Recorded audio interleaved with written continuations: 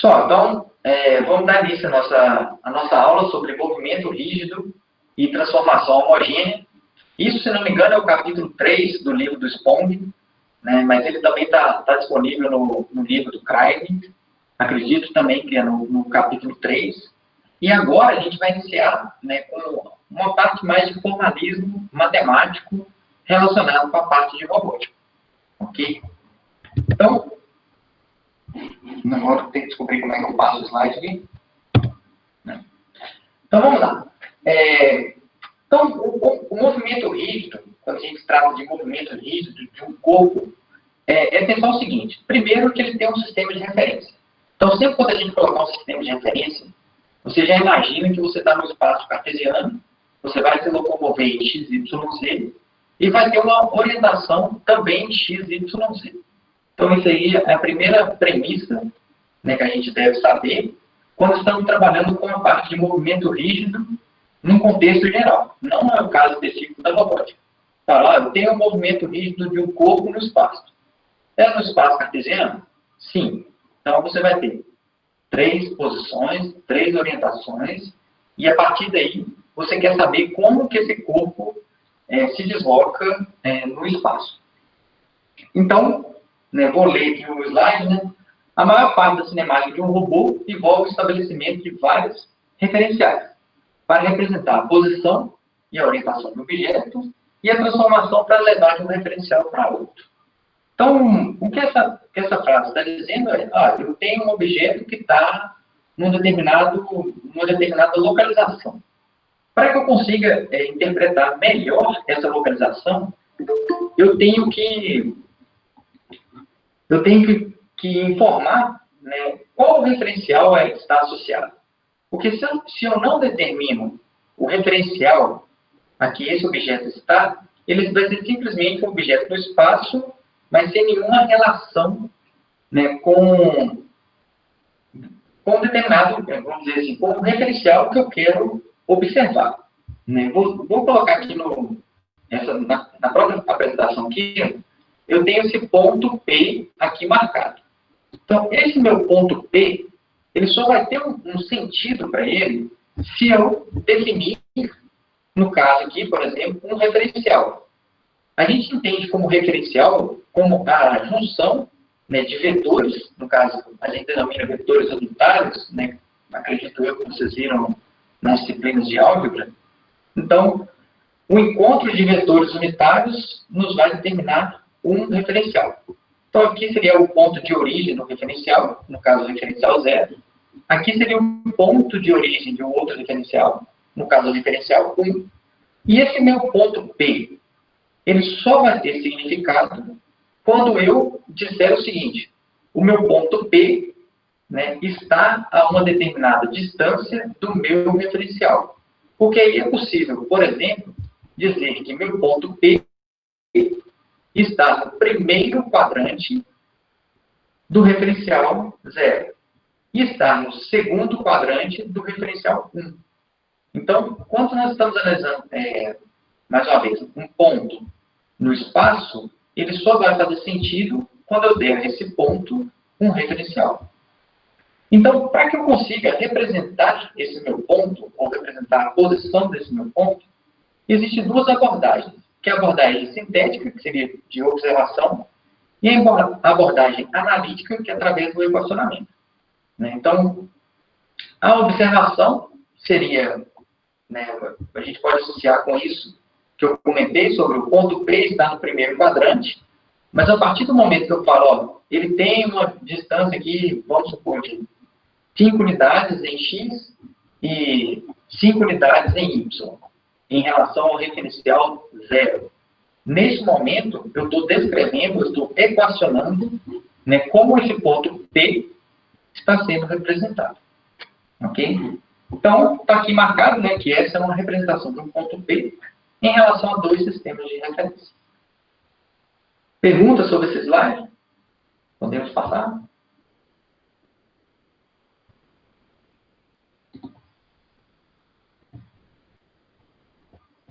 Então, vamos lá. Então, na robótica, a gente determina a posição, como eu disse, no espaço cartesiano. Né? Então, x, y, z, defasagem entre os referenciais de 90 graus. Né? Assim como, presumo eu, que vocês viram lá em cálculo 3, em álgebra linear, e também, se não me engano, em física mecânica. Então, esse conceito vocês já viram lá atrás. Então, tomando a mesma figura, né, está aqui meu ponto P, mas ele pode ser referido segundo o referencial, né, como eu mencionei anteriormente, o referencial x0, y0 e o0, que seria a minha origem, ou o referencial 1, que seria o x1, y1 e minha origem 1. Eu digo, respectivamente, o seguinte, ó, o meu ponto P no meu referencial 0. Então, isso é importante em termos de notação. Por isso que eu comentei que essa notação que está aqui apresentada, ela é a notação do nível do SPON. Acredito eu que a notação do Craig seja diferente dessa aqui. Então, a notação adotada nessa disciplina é a notação do livro do SPON, o livro que está em inglês. E como é essa notação? É o seguinte, eu tenho o meu ponto P. O nome do ponto é P. Esse meu ponto P está em relação a qual referencial? Aí eu falo, meu ponto P em relação ao referencial 0. Então, a notação 0, ela vai estar sobrescrita. Vai estar aqui na minha parte de cima. Então, por isso eu falo, meu ponto P no referencial 0 possui essas coordenadas. O que significa esse número 5 e esse número 6? É dizer que ele tem 5 unidades no meu eixo X, 5 unidades no meu eixo X, e 6 unidades no meu eixo Y.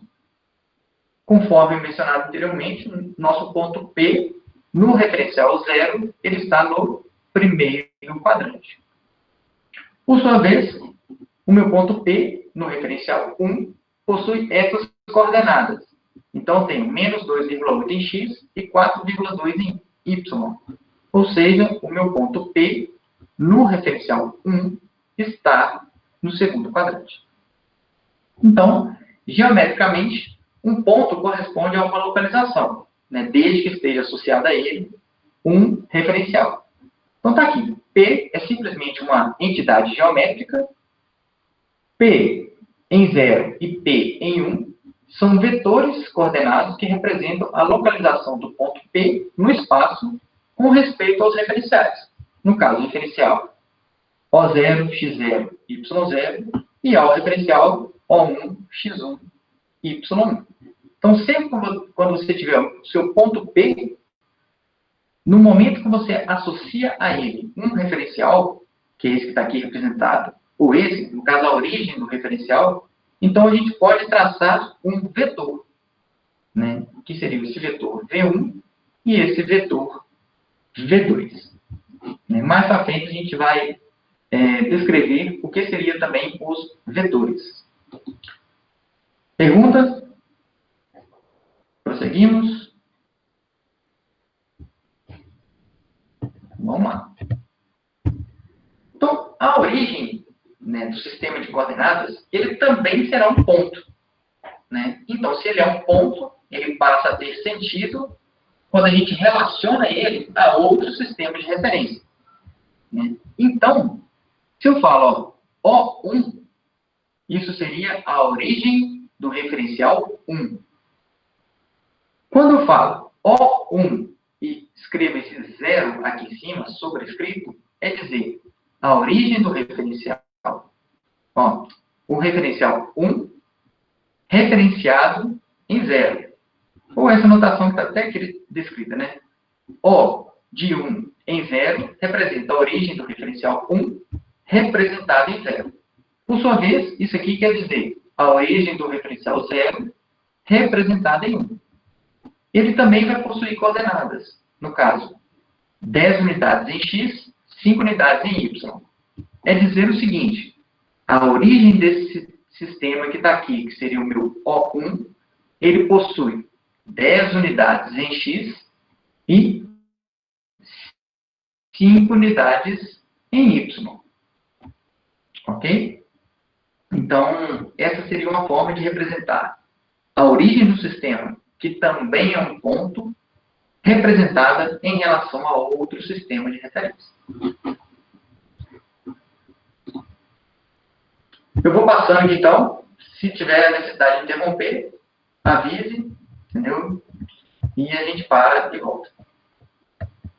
Continuando.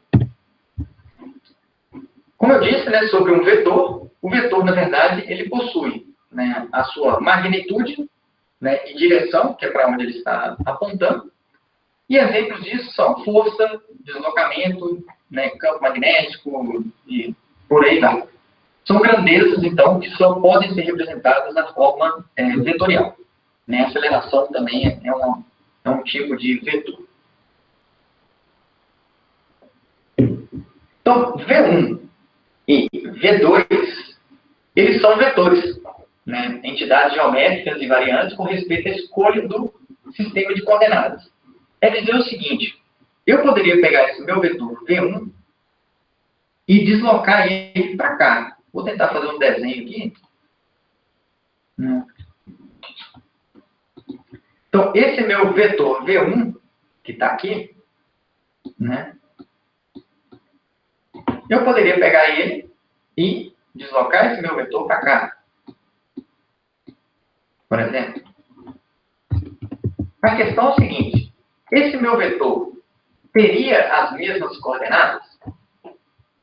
Porque uma coisa é, eu tenho o meu vetor V1, mas eu não associei a ele um sistema de coordenadas. No caso, se o meu vetor V1 está relacionado ao sistema de referência 0, então ele terá essas coordenadas que aqui está. Então, seria a leitura dessa variável, vetor V1, em relação ao referencial 0. Leitura dessa variável, o vetor 1 em relação ao referencial 1, que seria, então, o deslocamento desse vetor para esse outro sistema de referência. Por sua vez, temos aqui também o vetor 2 em relação ao referencial 0 e o vetor 2 em relação ao referencial 1. Quando a gente pensa em vetores, a gente tem que pensar também em como operar esses vetores. Como que eu faço uma soma de vetores?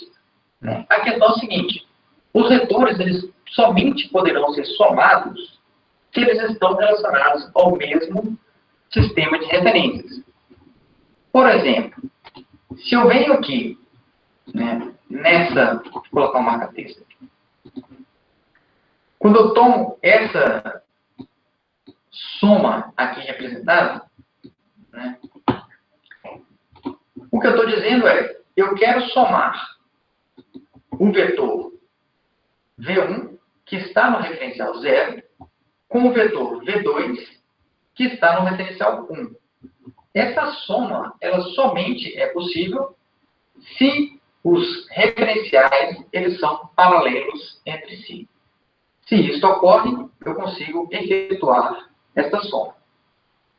Do contrário, para que essa soma ocorra, eu tenho que trasladar o meu vetor para o outro sistema de referências, e aí, uma vez que ambos estejam no mesmo sistema de referências, eu vou efetuar a minha soma. Seria o seguinte, para que essa soma fosse possível, ou eu mantenho V1 no referencial 0 e V2 também no referencial 0, ou eu faço V1 no referencial 1 e vou somar, né, o meu V2, que também vai estar no meu referencial 1. Se eu faço esse transporte do meu vetor para um outro sistema de referência e tenho agora os dois vetores no mesmo sistema de referência, aí eu posso efetuar a soma. Do contrário, essa soma não será definida, né, exceto se os sistemas de referência forem paralelos entre si. Ok? Passando agora para a parte de rotação, né, o que seria uma rotação num plano? É pensar o seguinte, tem um sistema de referência aqui, que seria o sistema de referência 0, e o sistema de referência 1, ambos estão coincidindo entre si. A questão entre eles é que existe uma rotação entre os sistemas de referência. Então, eu tenho aqui o meu sistema x0 e y0 e o meu sistema x1 e y1, eles possuem a mesma origem, ou seja, a origem deles estão sobrepostas, porém, existe uma rotação entre esses dois sistemas de referência. A questão é, o que seria a minha matriz de rotação? Como eu faço para representar essa matriz de rotação? Porque, na verdade, o que aconteceu é, eu tinha dois sistemas de referências e agora eu fiz uma rotação entre eles. Essa rotação determinada pelo ângulo θ que aqui aparece. Então, para isso, nós vamos imaginar o seguinte.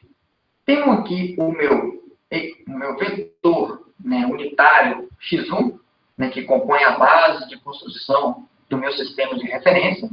Então, o meu vetor x1, eu quero representá-lo em relação a x0 e y0. Então, se eu assumo que esse meu vetor é unitário, né, ou seja, a minha diagonal aqui desse triângulo aqui formado, ela é unitária, então qual é o valor da minha coordenada, vou começar aqui, da minha coordenada x?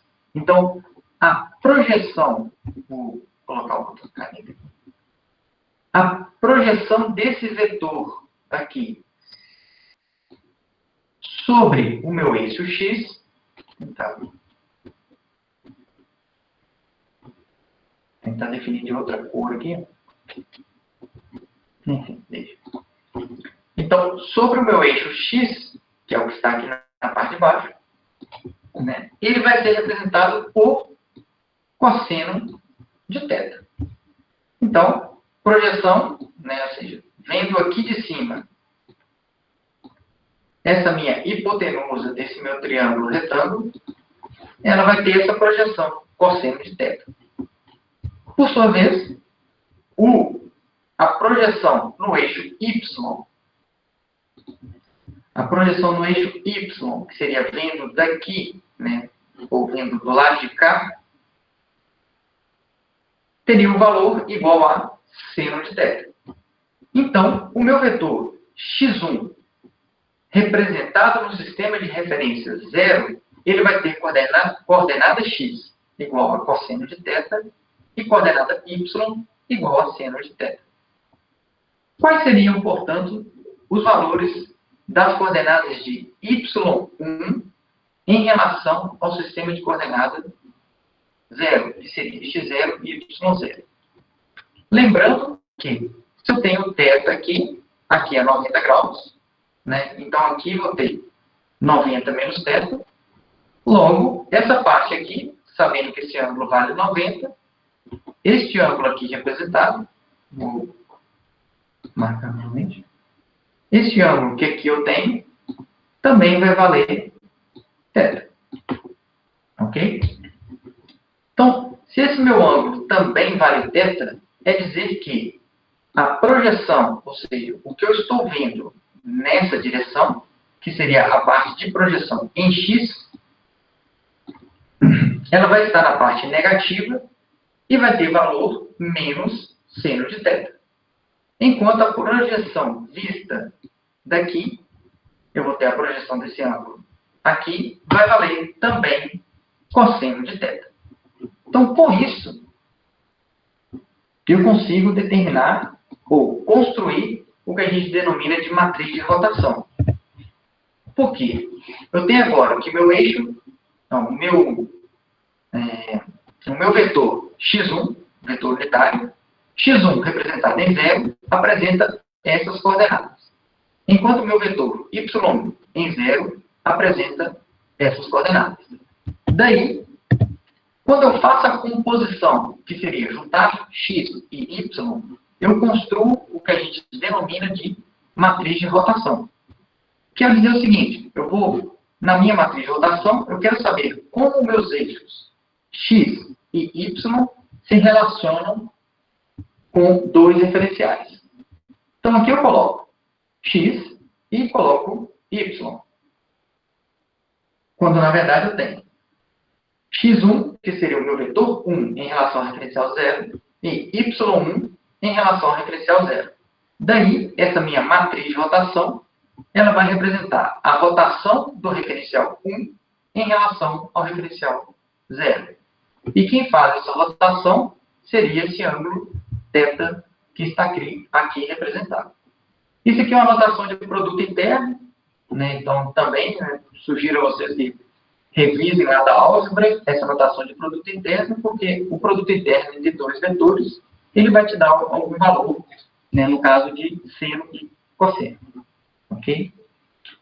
Então, em termos de propriedades, né, isso aqui já estava até aparecendo aqui para vocês, é o seguinte, que R de 1 e 0, então, é denominado uma matriz de rotação e possui essas seguintes propriedades. Uma matriz de rotação, ela pertence ao sistema ortogonal de ordem N. Nós aqui vamos trabalhar com o sistema de até terceira ordem, né, que seria a rotação de x, y, z. Então, essa minha matriz de rotação, ela vai ter dimensão máxima de 3 por 3, ok? Uma outra propriedade, né, de uma matriz de rotação é que sua inversa é igual à transposta, ok? A inversa dessa minha matriz de rotação, ela também vai pertencer ao espaço ortogonal de ordem enésima.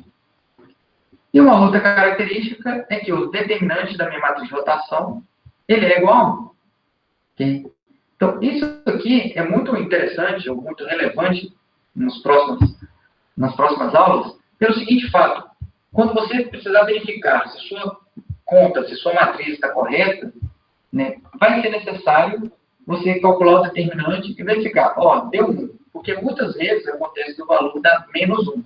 Você achar que está certo, mas na verdade aquela matriz ela não se configura como uma matriz de rotação.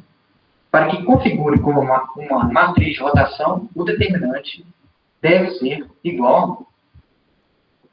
Uma outra característica que a matriz de rotação possui é o fato de suas linhas ou colunas serem mutuamente ortogonais e serem vetores unitários, né? Então, no caso, se eu faço, analisando esse vetor unitário aqui, né, vou marcar também. Se eu pego esse vetor aqui, né, eu falo, quero definir se esse vetor ele realmente é unitário. Como que eu faço isso? Né? Preciso saber o módulo desse meu vetor. E como eu determino o módulo de um vetor, seria levando cada parte ao quadrado, somando e retirando a raiz. Se eu faço isso aqui com esse vetor, eu tenho cosseno de θ ao quadrado mais seno de θ ao quadrado. Isso é igual a 1. Raiz quadrada de 1 é igual a 1. Então, eu concluo que o meu vetor realmente é unitário. Isso eu posso fazer, né, no caso, se eu tomo também um vetor linha. Se eu tomo um vetor linha, também terá a mesma característica. Né? Seno ao quadrado mais cosseno ao quadrado igual a 1, raiz quadrada de 1. Vai me indicar que ele é um vetor unitário.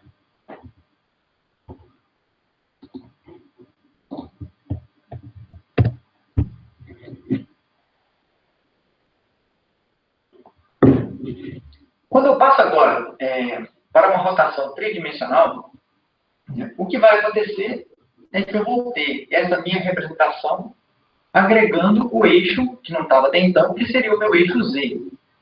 Se a gente volta brevemente, é dizer o seguinte, essa rotação θ que está aqui representada, ela realmente aconteceu em torno do eixo Z, né? Regra da mão direita aí. Então, esse mesmo θ que está aqui, ele é a rotação que ocorreu em relação ao eixo Z. Então, é dizer o seguinte, que neste caso, os eixos Z0 e Z1, eles são coincidentes. A rotação ocorreu, né, em relação ao eixo Z e proporcionou, ou resultou, numa rotação dos eixos x1 e do eixo y1 em relação ao y0 e o z0, que seria o que a gente vai denominar aqui como eixos estáticos, ok? Ou referenciais globais. Então, fazendo essa rotação em torno de z, é imaginar o seguinte: qual é a projeção de cada vetor em relação a cada eixo? Vamos imaginar, qual é a projeção do eixo x1 em relação a x0? A gente já viu anteriormente, vamos confirmar aqui, que essa projeção vale cosseno de θ. Qual é a projeção de x1 em relação a y1? Também vimos anteriormente que essa projeção vale seno de θ. E agora, qual é a projeção de x1 em relação a z0? Não há projeção. Então, esse valor vale zero. Então, é por isso que na matriz aparece esse zero que está aqui indicado. Se nós fazermos a mesma análise para y1, vemos que a projeção em x0 vale menos seno de θ, que está aqui indicado. A projeção em y0 vale cosseno de θ, que também está aqui indicado. E a projeção em z0 vale zero.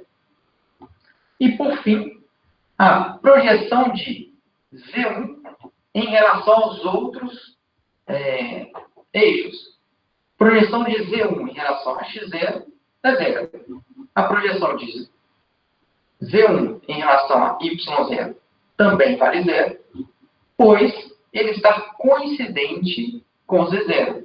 Então, se ele está coincidente, é dizer que toda a sua projeção está sobre aquele outro eixo. Então, por isso, temos aqui um valor igual a 1. Daí, temos outras matrizes de rotação, que seria em torno de y0 e em torno de x0. Que essas serão as matrizes base, resultante dessas rotações. Sugiro que você faça essas contas aí, refaça esse desenho, porém agora considerando uma rotação em torno de y0 e uma rotação em torno de x0. Sempre lembrando, regra da mão direita, para indicar como vai ocorrer esta rotação.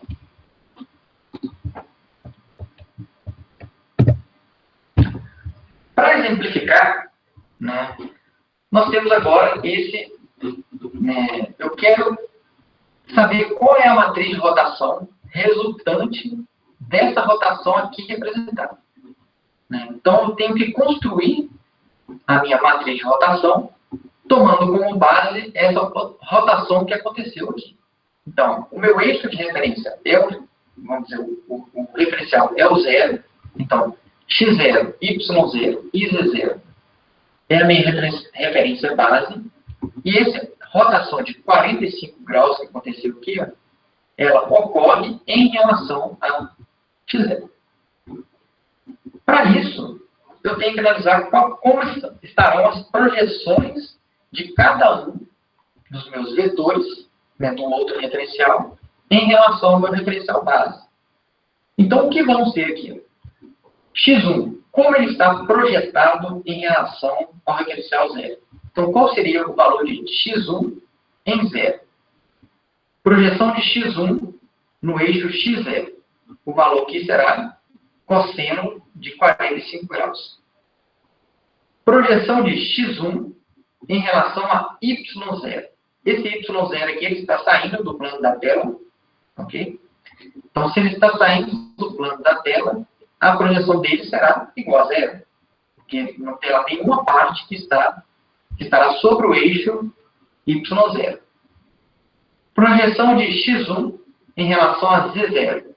Visto dessa parte, seno de 45 graus.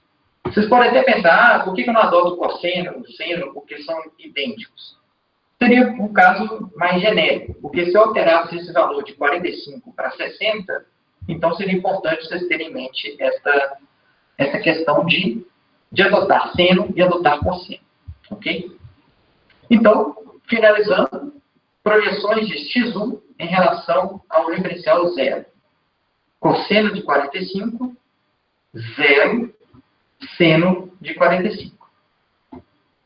Agora, quero saber a projeção de y1 em relação a zero. Mais uma vez, lembrando que, como essa rotação aconteceu aqui, é dizer que eu tenho 90 graus aqui, e o ângulo será este aqui mostrado. Vou anotar. Então, o ângulo que eu tenho é este que aqui está. Então, esse aqui seria o meu ângulo de 45 graus. Então, aqui eu tenho também um ângulo de 45 graus. Agora eu quero saber, ó, como que vai estar, então, a projeção de y1 em relação ao referencial zero. Então, olhando daqui, projeção de y1 em relação a x0, valor de seno de 45. Projeção de y1 em relação a y0 igual a zero. Projeção de y1 em relação a z0, como está na parte negativa de z0, então, menos cosseno de 45 graus. Por fim, quero saber como que Z1 está em relação ao referencial zero. Como a gente viu, ele está totalmente sobreposto ao eixo y0. Então, Z1 será representado com 0, porque ele não tem projeção em x, 1, porque toda a sua projeção está sobre y0, e 0, porque ele não tem projeção sobre z0. Então, daí, resultamos essa matriz de rotação, né, já com os cálculos dos valores de cosseno e seno de 45. Então, esse seria o nosso resultado. Ok? Peço que vocês façam depois o papel, né, e tenham clareza dessa resposta que a gente acabou de obter.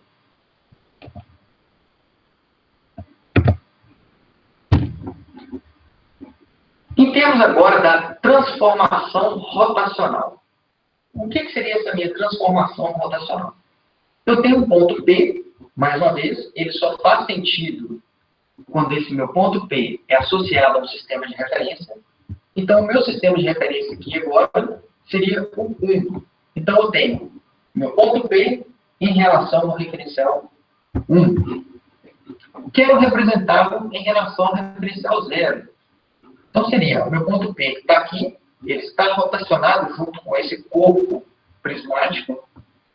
E eu quero saber como esse meu ponto P vai estar relacionado em relação ao eixo, né, 0, ou seja, a minha origem 0, x0, y0, z0. Qual que seria, então, a posição desse meu ponto P em relação a esse novo referencial? Okay? Essa é a minha pergunta. Então, eu tenho aqui meu ponto P no meu referencial 0. Como que eu posso descrever esse meu ponto P no referencial 0? Como produto interno do meu ponto P com o eixo x0, ponto P com y0 e ponto P com z0. Mas, o meu ponto P, ele é uma entidade que, quando eu estou relacionando esse meu ponto P com o referencial 1, ele tem essas medidas unidades aqui. Falou, o meu ponto P no referencial 1, ele dista 1 em x, v em y e w em z.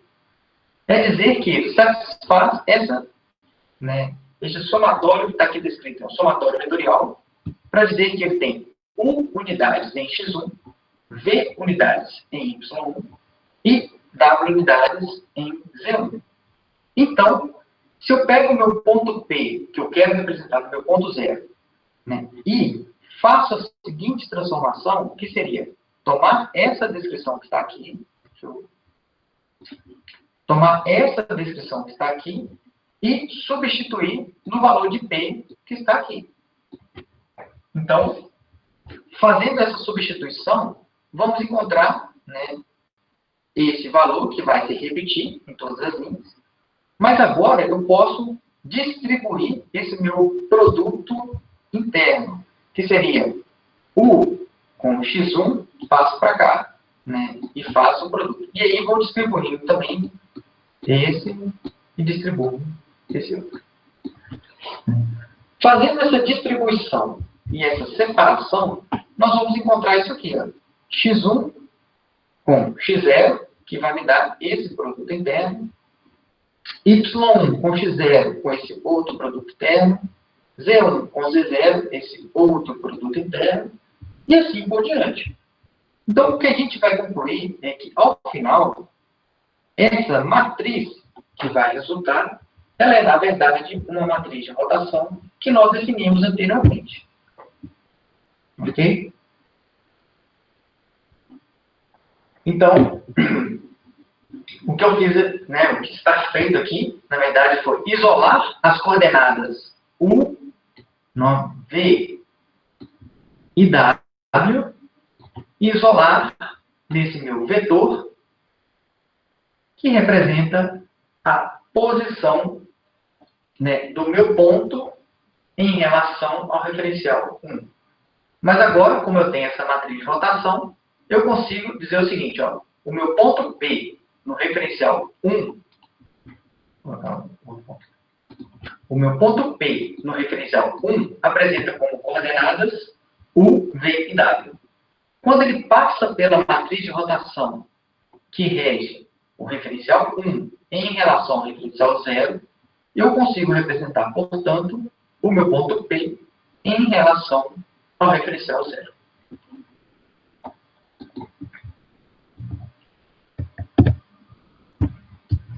Pensando agora em termos de composição de rotação. Coloquei esses dois exemplos, né, são exemplos bem atuais, onde, primeiramente, eu tenho um manipulador montado sobre uma base móvel. E aqui eu tenho um drone e com ele uma câmera, que podemos dizer que esta câmera está montada no meu drone, no meu veículo aéreo. A questão é o seguinte, o que a gente está querendo estudar em termos de composição de rotação? É dizer o seguinte, que eu rotaciono uma articulação desse meu manipulador, a base dele não vai se deslocar. É dizer o seguinte, mais uma vez, se eu faço uma rotação de qualquer articulação deste manipulador, a base onde ele está não irá se deslocar, não irá rotacionar. Porém, se eu rotaciono a base, o meu manipulador vai rotacionar. Então, quando eu penso em composição de rotação, eu falo, isso é uma composição de rotação em eixos correntes ou em eixo fixo.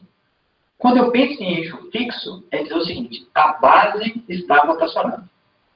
Quando eu penso em eixos correntes, seria o corpo ou a sequência desse meu dispositivo é o que apresenta rotações. E essas rotações não influenciam ou não rotacionam a base.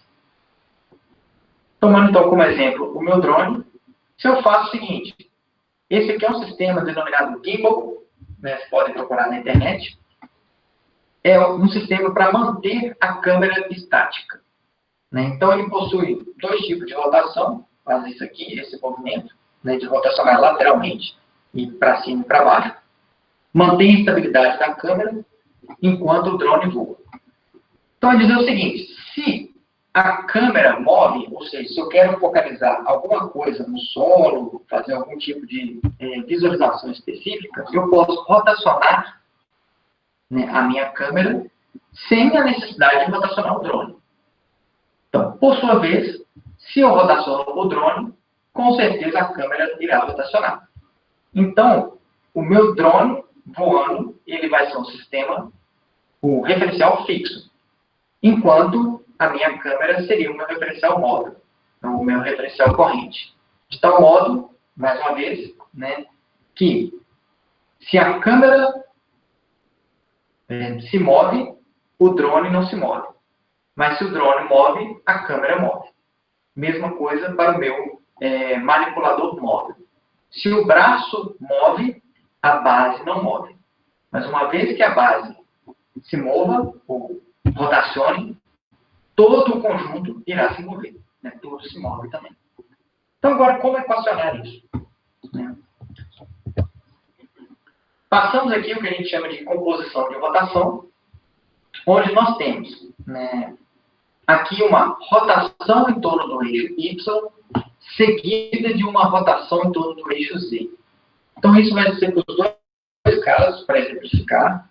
Então, começo com uma rotação em torno de Y e finalizo com uma rotação em torno de Z.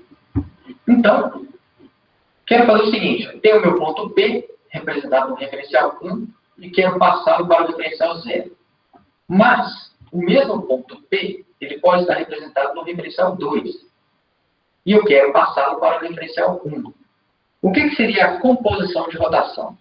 É pegar esse meu ponto P, que está representado em 1, e jogar nessa equação. Então, o que estamos fazendo, na verdade, é pegar esse meu ponto P e substituir nessa equação aqui. Quando eu faço essa substituição, nós vamos chegar nesse seguinte resultado, que seria o que está na seta aqui, e chegamos nesse resultado aqui.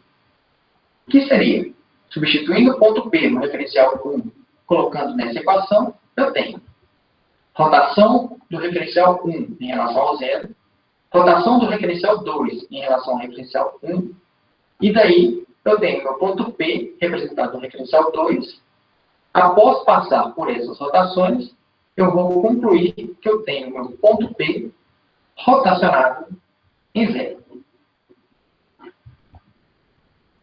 O que a gente denomina de composição de rotação é quando nós temos isso aqui representado, onde o meu referencial 2 está representado em 0, ele pode ser decomposto em referencial 1 representado em 0 e referencial 2 representado em 1. E daí nós temos uma composição de rotação. Graficamente, seria o seguinte: se eu faço uma rotação em torno do eixo y0, o meu y1 ele vai ficar totalmente sobreposto ao y0, havendo um deslocamento, no caso aqui, de φ do meu z1 em relação ao z0. Então, aqui eu tenho um ângulo φ aqui representado. Tenho também um ângulo φ aqui representado. Fazendo deslocamentos, então, dos meus eixos x0 para x1 e de z0 para z1. O meu eixo y0 e y1 estarão coincidentes. Mas agora eu faço o seguinte, ó. Agora, em relação ao novo, ou ao eixo corrente z1, então, verifiquem que esse meu z1 aqui, ó, em ambos os casos, eles estão na mesma posição. Que seria, se eu pego isso aqui, translado para cá, então, eles, vamos dizer assim, eles estão paralelos. Ok? Então, agora, sobre esse novo eixo z1, eu aplico uma rotação. Então, essa minha rotação em torno de z1 fará com que eu tenha z2, né, sobreposto ao eixo z1. E essa minha rotação θ vai fazer com que o meu x1 desloque e x2, o meu y1 desloque θ e seja agora y2. Então, compondo essas duas rotações, né, de φ e de θ, eu vou ter agora essa nova configuração de x2 nessa posição, y2 nessa posição e z2 nessa posição, e vejam como eles estão em relação ao referencial inicial, ao referencial 0. Passando agora para a composição de rotações em relação ao eixo fixo, o que vamos ter é o seguinte: o que vai diferenciar é você pensar que toda a rotação acontece em relação ao referencial que está fixo. Como eu mencionei, né, nós vamos fazer uma rotação em torno de y, em seguida de uma rotação em torno de z. Mas vocês podem ver já graficamente que a rotação ocorre em torno de y0 e depois em torno de z0. Ela não ocorre em relação ao referencial móvel, né, ao referencial corrente, como no caso anterior. As rotações sempre irão ocorrer em relação à base, em relação ao referencial que está fixo. Consequentemente, a rotação que nós vamos ter, né, no final, para indicar o valor de x2, y2 e z2, elas serão diferentes se eu aplico um sistema de rotação em relação ao referencial fixo do que se ela for em relação ao referencial corrente. Ok? Matematicamente, o que nós temos, o formalismo matemático para determinar isso, recebe o nome de transformação de similaridade. Eu não vou entrar em detalhe na apresentação, mas lá no livro texto, vocês podem procurar, porque está detalhado no livro do Sponge, o que seria essa transformação de similaridade. Mas o que ele faz, né, em linhas gerais, é o seguinte: Isso aqui é o que determina a transformação de similaridade. É dizer, que eu tenho uma matriz de rotação, R, que é em relação ao referencial fixo, e que para que ocorra essa transformação, é dizer o seguinte, ó, quero rotacionar agora em relação ao novo eixo. No caso da nossa figura, seria em relação a Z0. Quero rotacionar em relação a Z0. Então, o que eu faço? É uma transformação inversa e depois uma transformação direta em relação ao referencial que eu já tinha rotacionado. Neste caso, Y0. Seria como se eu retirasse a rotação, aplicasse a que eu quero e depois aplicasse novamente aquela que eu retirei anteriormente. Então, retiro, faço a rotação que eu quero, aplico a rotação que eu tinha retirado anteriormente. Então, em suma, é dizer o seguinte, se eu tenho um sistema, uma composição de rotação de eixos correntes, toda vez que eu tenho uma nova rotação, essa rotação vai acontecer na frente. Né? Então, se eu tenho uma rotação 1 aqui, se eu tentar escrever de alguma forma aqui, se eu tenho uma determinada rotação R no referencial X, se eu falo, ó, a rotação ocorreu agora em relação a Y num eixo corrente. Essa rotação vai acontecer na sequência. Rotações correntes aparecem na frente. Ah, mas agora eu tenho uma rotação em relação ao eixo fixo. Então, essa rotação vai aparecer na parte de trás. Então, a gente determina, para facilitar, a gente fala, não, a marreta seria, né, se você tem uma rotação em relação ao eixo corrente, as multiplicações vão nesse sentido. Se você tem uma multiplicação em eixos fixos, a rotação vai em sentido contrário. Ok? Então, tenha isso em mente, vai facilitar, talvez, o entendimento, mas o formalismo matemático é esse que está aqui apresentado e o que vai estar detalhado lá no livro do STEM. Dando continuidade, né, com um exemplo agora. Então, se eu tenho aqui uma composição de rotação, quero saber qual a rotação final, onde todas essas 5 rotações ocorreram. Obviamente, não vai acontecer ao mesmo tempo. A gente pode, a cada momento, efetuar um tipo de rotação. Mas todas elas irão ocorrer. A primeira delas é rotação θ no eixo corrente X. Como é a primeira, não tem problema saber se é eixo corrente ou eixo fixo. É a primeira que acontece. Então, primeira está aqui colocada. Então, a primeira rotação é essa. Agora, uma vez que eu tenho a primeira, as próximas, né, servirão como consequência dessa primeira. Então, a próxima rotação é rotação φ em torno do eixo corrente Z. Se é corrente, tem que aparecer posterior, né? Então, por isso que aparece aqui, ó, rotação Z de φ. Então, essa é a minha segunda rotação.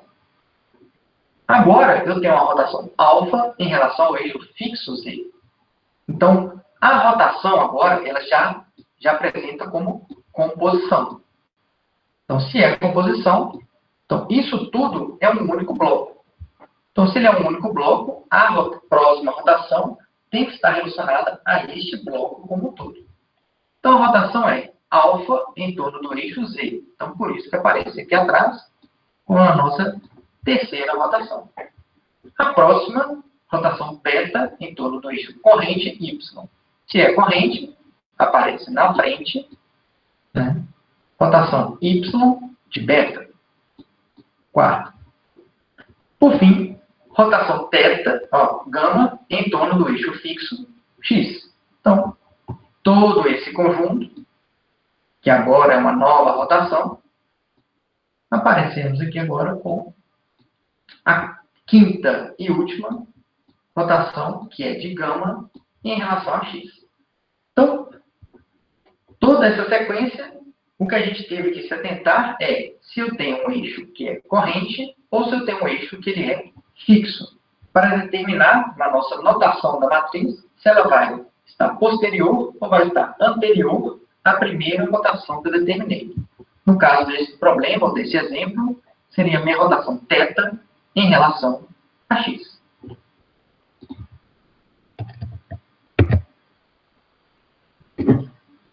Passando agora para a parte de transformação homogênea, é dizer o seguinte: eu não quero simplesmente rotacionar, pois eu posso ter rotação, mas o meu eixo de referência ele pode transladar em relação ao outro. Então, se eu tenho essa translação, eu também tenho que levar em consideração para o movimento de um corpo rígido. Então, o corpo rígido, quando eu penso em transformação homogênea, é pensar que o meu corpo ele vai tanto transladar como vai rotacionar. Então, o que não tinha anteriormente era essa variável que está aqui, que seria o meu D1, ou a distância 1 em relação a 0. Vamos colocar aqui, se eu quiser representar em relação ao meu referencial 0, que isso também vai ser um vetor. Né? Então, esse vetor que aparece seria a distância do referencial 1 para o referencial 0.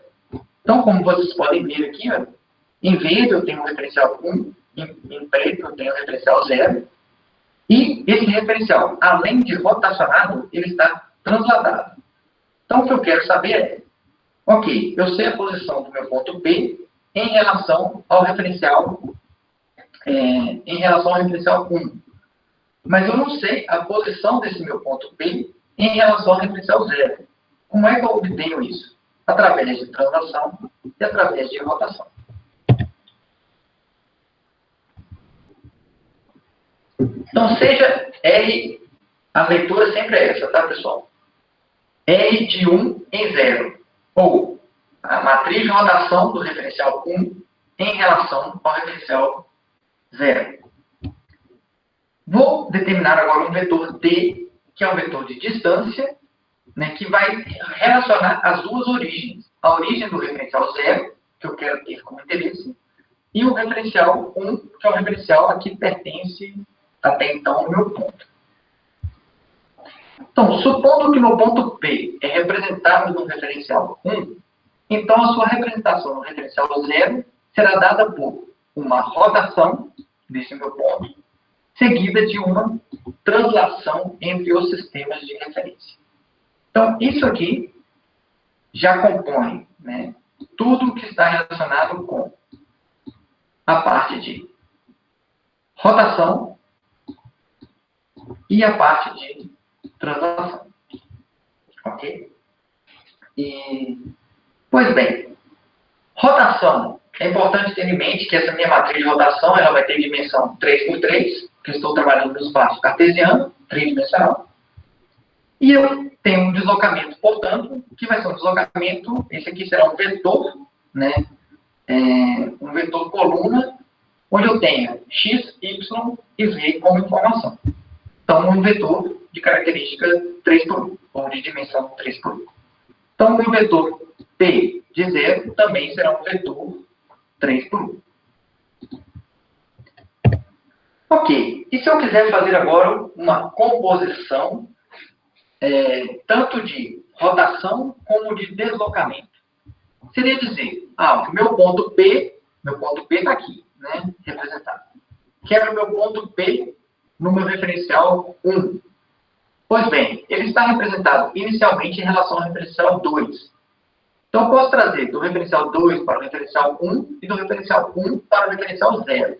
Se eu faço isso, eu tenho a representação do meu ponto P em relação ao referencial 0. Okay? Então, aqui representado, né, nesse primeiro quadradinho aqui, ponto P em relação ao referencial 2 é dado por essa matriz de rotação mais essa matriz de deslocamento. O meu ponto P no referencial 1, a matriz de rotação entre esses dois sistemas de referência e a distância ou deslocamento entre esses dois sistemas de referência. Substituindo, portanto, essa equação na equação de baixo, nós vamos resultar nessa equação que está aqui representada, onde nós temos todo esse conjunto. Aí eu, pensando, qual é a parte relacionada com rotação? A parte relacionada com rotação somente pode ter rotação. E a única parte que somente tem rotação é essa primeira que está aqui representada. Okay?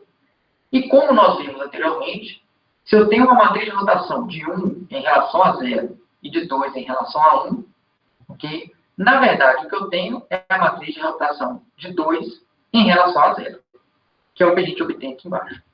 Okay? Então, nesse ponto, eu tenho matriz de rotação do referencial 2 em relação ao referencial 0, e toda essa parte que está aqui representada, ela vai ser, portanto, o meu deslocamento do referencial 2 em relação ao referencial 0. E daí é o que a gente tem descrito nessa parte do lado de cá, e completando, portanto, a nossa composição de translação de um ponto P, de um referencial qualquer, né, passando primeiramente, sua representação era em relação ao referencial 2, passou para o referencial 1 e finalizou no referencial 0. Então, a gente consegue, através de rotações e de translações, representar um ponto P, uma entidade geométrica, em relação a qualquer outro referencial. E, por fim, saber as suas coordenadas em relação a este referencial. Mas, mais do que isso, o que a gente consegue fazer também é representar, né, tudo isso, que está aqui numa forma de equação, né, numa forma matricial, né, que é uma forma mais elegante, vamos dizer assim. Que nós temos que a gente determina de matriz homogênea, que é onde está toda essa composição dessa equação que a gente descreveu anteriormente. Então, está aqui o meu ponto P representado em 0. Lembrando que anteriormente ele estava representado no referencial 2. E essa equação é a mesma do slide anterior. Então, como eu represento isso de uma forma matricial? Então, primeiramente, né, nós vamos indicar o que seria uma transformação homogênea, que, na verdade, isso aqui é uma matriz que eu posso separar em blocos, né, e dizer, tenho aqui uma matriz de rotação. Essa minha matriz de rotação, no espaço cartesiano tridimensional, terá a dimensão 3×3. Temos aqui uma matriz de deslocamento. Essa matriz de deslocamento, no espaço cartesiano tridimensional, terá um vetor coluna de dimensão 3×1. Isso aqui, na verdade, que está com um zero simples, na verdade, ele é um vetor linha de zeros dado por 0, 0, 0. Então, ele é um vetor linha de dimensão 1×3. Isso aqui é um número 1, 1 mesmo. Aqui, simplesmente uma unidade. Né? Em forma matricial, eu poderia dizer que esse é um valor 1 de dimensão 1×1. Ok? Então, essa minha matriz homogênea, ela vai ter dimensão 4×4.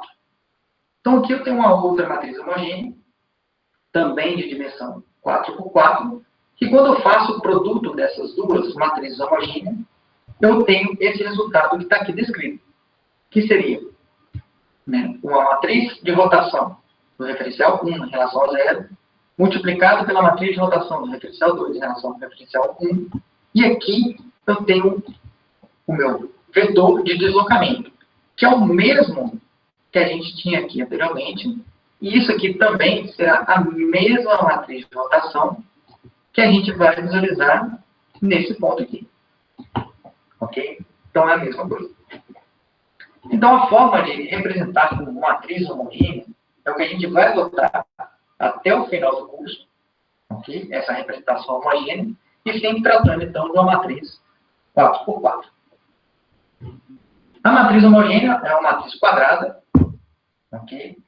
Mas ela não tem aquela propriedade que tem a matriz de rotação. E dizer que a inversa da matriz homogênea ela é a transposta. Isso não ocorre aqui.